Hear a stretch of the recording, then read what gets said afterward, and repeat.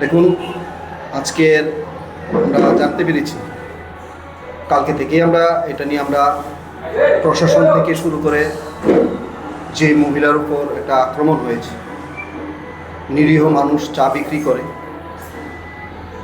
তার উপর, এবং তার একটা মেয়ে, আমরা জানতে পারলাম কলেজের ফার্স্ট ইয়ার করে মেয়েটার উপরও আক্রমণ করেছে। আমাদের এখানে একটা জায়গা সংক্রান্তি ব্যাপার নিয়ে একটা ঝামেলাটা হচ্ছে, কিছুদিন আগে আমাদের ক্লাবে তারা ওই মহিলা দ্বারস্থ হয়েছে এই কারণে যে ওইখানের যিনি আমাদের একজন সেবক হিসাবে আমরা জানি, কৃষ্ণ সরকার, সে এই ভদ্র মহিলাকে আমাদের এই প্রতাপগড় এই ক্লাবের আয়ত্তে উনি একটা জায়গা ক্রয় করেছে কিছুদিন আগে। ক্রয় করার সাথে ওই সমাজসেবক যিনি 12 নম্বর বুথ, আমি এই ব্যাপারটা উল্লেখ করে দিলাম, ওই ব্যক্তি ওনাকে প্রচণ্ডভাবে রাস্তাতে চলাফেরার সময় যন্ত্রণা ভোগ করাচ্ছে। আমি বলেছি, ঠিক আছে, যদি এমন হয় আপনি বসেন, আমরা আপনার সাথে একটা কথা বলছি। তখন বলেছি যে আমাদের যে ক্লাব আছে, আমরা তো প্রতিনিয়ত এই প্রতাপগড় ব্লাইটে আপনারা জানতে পারবেন এবং দেখতে পারবেন, আমরা প্রত্যেকটা বছর এই বন্যা কবলিত এলাকা প্রতাপগড়, আপনারা ভালো করে জানেন, আপনারাও ক্লান্ত পরিশ্রম করবেন এই বন্যা কবলিত এলাকাগুলোতে। আমাদের ক্লাবের কর্তৃপক্ষ যারা আছে অক্লান্ত পরিশ্রম করে এই বন্যা কবলিত এলাকায় ঝাঁপিয়ে পড়ে প্রত্যেকটা সময়। আমরা মানুষের জন্য কাজ করি, আমরা বিভিন্ন কর্মসূচিও নেই, আমরা সামাজিক কাজ করি এলাকা। তার ভিত্তিতে উনি যখন বলেছে যে আমরা তখন সিদ্ধান্ত নিয়েছি যে আমরা ধারণা নিয়েছি যে আমি ব্যক্তিগতভাবে ধারণা নিয়ে ওনাকে তো বাঁচাতে হবে, এই সমাজসেবকের হাত থেকে বাঁচাতে হবে। কী করতে হবে? তখন আমি বলেছি যে আপনি বলবেন গিয়ে ওই সমাজসেবককে যে ক্লাব গৃহে আমি টাকা দিয়ে দিয়েছি, ক্লাব থেকে আপনি টাকা নিয়ে আসুন। তখন ওই ব্যক্তি গিয়ে বলেছে যে ওই ব্যক্তি আবার রিটার্ন আমাকে বলেছে যে আমি যদি যাই, আমার তো বলেছিল টাকা দেওয়ার জন্য, আমি উনাকে বলবে যে ক্লাব গৃহে থেকে টাকা নেওয়ার জন্য ক্লাবে দিয়ে দিয়েছি আপনাদের টাকা, আপনারা ক্লাবের থেকে নিয়ে নেবেন। তারপর বলেছে যে আমরা ওইখানে কালী মন্দির আছে, এটা তো দিতে হবে। আমি যদি কালী মন্দির থাকে, কালী মন্দিরে আপনি দিয়ে দেবেন 3000 টাকা, আপনি দিয়ে দেবেন, এর বেশি তো লাগবে না, দিয়ে দেবেন। ঠিক আছে বলে দিলাম, যে চলে গেল। ওই দিন এই যাবার পরের দিন ওই মহিলাকে আমি দেখতে পেয়েছি কিছুক্ষণ আগে, ঘন্টা 2 আগে, আপনারা মনে হয় সোশ্যাল মিডিয়াতে আছেন, নিশ্চয়ই দেখতে পাবেন, বিভিন্ন ভাষায় বাড়িঘর ভেঙে দেবে, নিশ্চয়ই ওনার থেকে আপনারা নেবেন, ভেঙে দেবে, খেলার মাঠ বানিয়ে নেবে, হুমকি শুরু করেছে।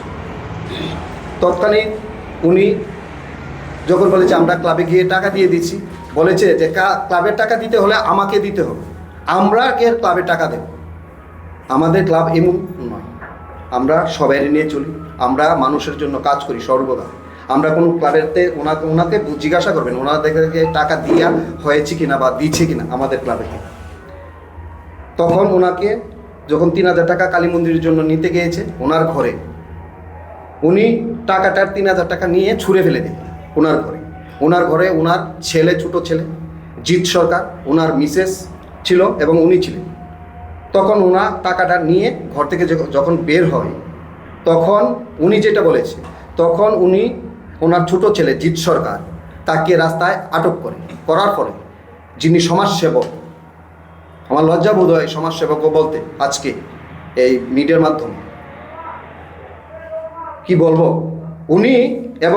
উনি এবং ওনার স্ত্রী মিলে ওই মহিলাকে রাস্তায় ফেলে বেধড়ক মারধর করেছে। তখন উনি ওনার মেয়েকেও মেরেছে, যিনি কলেজের ফার্স্ট ইয়ারে পড়ে, একটা কলেজের স্টুডেন্ট, ওনাকেও মারধর করেছে। তখন উনি কাঁদতে আমাদের ক্লাব গৃহে আসে।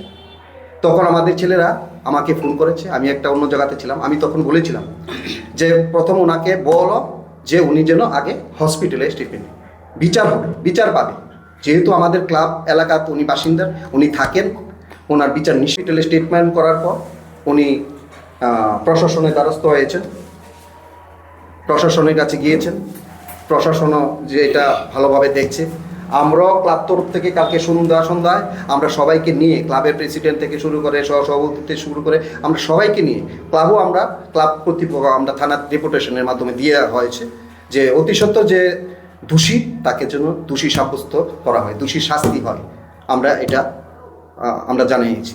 শেষ তার স্বামী আরও আপনারা জানলে বিশ্বাস করবেন কিনা জানি না, আপনারা খোঁজ নিয়ে দেখবেন, আমাদের প্রতাপগড়েতে ওনার স্বামীকে উনি একটা সিগারেট কিনতে গিয়েছিলেন, একটা পাগল ওনার স্বামীকে মাথার আঘাত করে মেরে ফেলে দিয়েছে।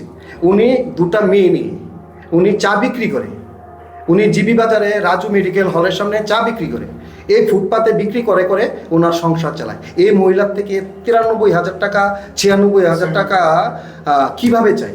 আমি আপনাদের কাছেও এটা ছেড়ে দিলাম, আপনারা দেখবেন জিনিসটা, আশা করি। সমাজসেবী যে বলেছে, ওনার সাথে কি আপনারা কোনো কথা বলেছিলেন? যিনি দাবি করেছিলেন? না, উনি তো আসতে চাইছে না। উনি আসবে কি করে? কি আছে? উনি আসবেন কিভাবে? কি নিয়ে আসবেন এজেন্ডা এখানে? যারা একটা গরিব মানুষ তার থেকে 96,000 টাকা চায়, সে আমার ক্লাব গিয়ে কীভাবে আসবে? তারা জানে এই ক্লাবের পরিস্থিতি, এই ক্লাবের ব্যাপারে তারাও জানে, এলাকার মানুষ সবাই জানে। এই ক্লাব সর্বদা মানুষের জন্য কাজ করে, গরিব মানুষ ধনী সবাই। আমরা বিয়ে কোন, এরপরে আপনার বর্ত কোন, যা কোন, মানে চাদ্য কোন, আমরা এইভাবে সমাজের জন্য আমরা কাজ করে থাকি সর্বত্র।